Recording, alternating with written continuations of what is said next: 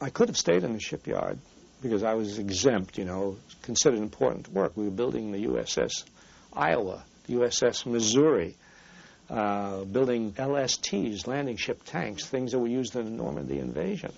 We were building those things. We were important, so I could have stayed, but I was a politically aware young person reading about fascism and the Spanish Civil War and Hitler and Mussolini, and so I wanted to go. I wanted to go fight against fascism, so I volunteered for the Air Force, and to my surprise, I was accepted.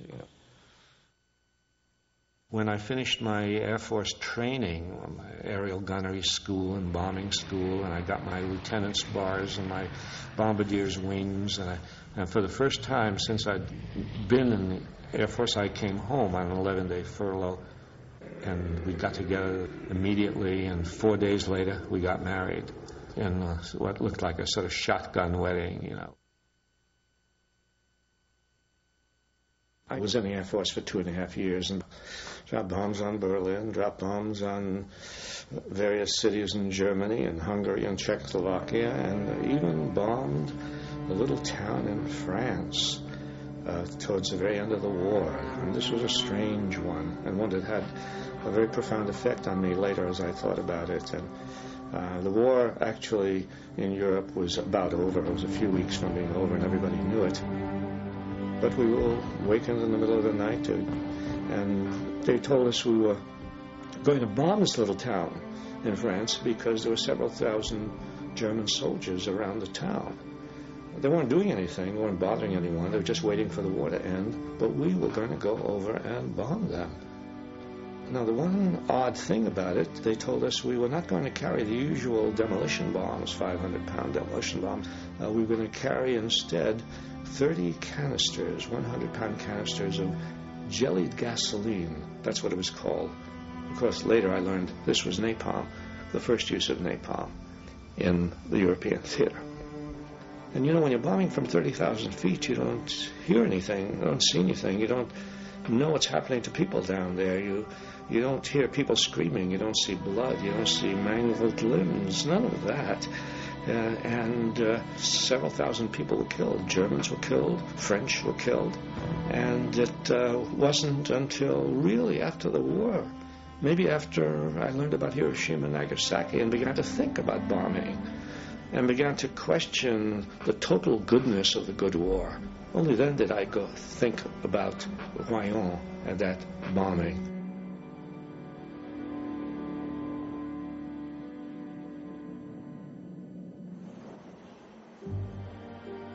It remains to be seen how many people in our time will make that journey from war to nonviolent action against war.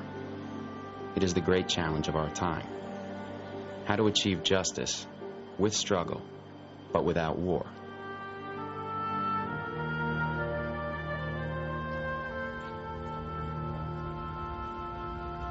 And when I came back and got out of my uniform, and I was back to the working class culture. We were living in a little miserable basement apartment on the edge of Bedford-Stuyvesant, and that's where our daughter Mila was born. But then after a few years, we were able to get into a low-income housing project in Manhattan, Lilienwald Housing Project, and there our son, Jeff, was born. And it was a struggle. We lived in that low-income housing project for 7 years.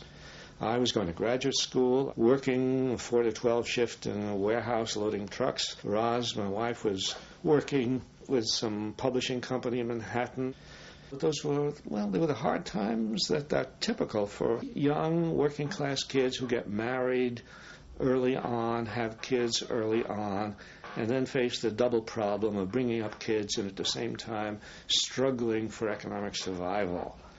It's a great pleasure for me to be able to present this 1998 Debs Award in the field of education to Comrade Howard Zinn.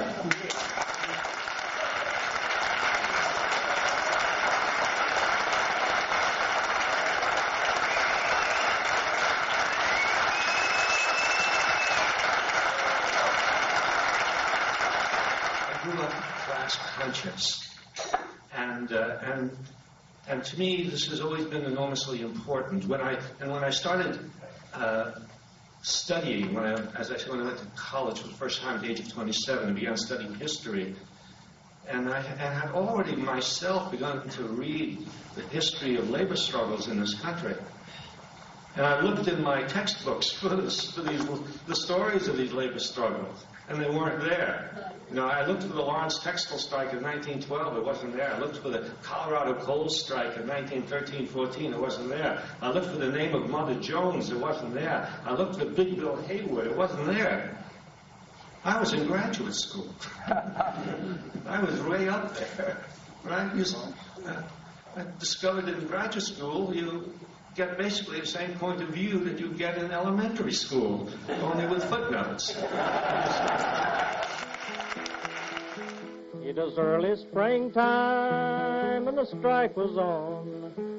It drove us miners out of doors, out from the houses that the company owned. We moved into tents up at old Ludlow. I was interested because I'd been a shipyard worker from the age of 18 to the age of 21 and had joined a union. And one day I heard a song by Woody Guthrie called The Ludlow Massacre, a dark, haunting, powerful song. And that led me to look in a library about this event, which nobody had ever mentioned in any of my history courses, which no textbook of mine had ever mentioned. I made a run for the children, but a firewall stopped me. 13 children died from your guns. We told the Colorado governor to phone the president. Tell him call off his National Guard.